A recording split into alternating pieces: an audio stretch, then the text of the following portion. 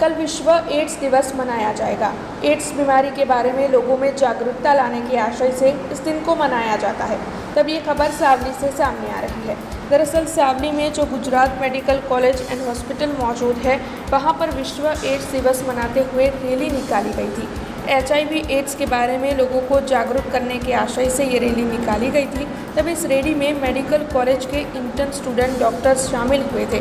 बड़ी तादाद में छात्रों की ओर से और साथ ही स्टाफ की ओर से हाथ में पोस्टर बैनर लिए लोगों में एड्स के बारे में जागरूकता फैलाने की कोशिश की गई थी। गुजरात होमियोपैथिक मेडिकल कॉलेज और हॉस्पिटल सावलीना डॉक्टर स्टाफ तथा इंटर्न्स द्वारा जनजागृति माटे आवतीकाले विश्व एड्स दिवस है, तो लोकोमां एड्स माटेनी अवेरनेस आवे, जागृति फैलाय तेना माटे अमे एक रेली काढी अने तेना द्वारा लोकोने मार्गदर्शन आपवानो प्रयत्न कर्यो।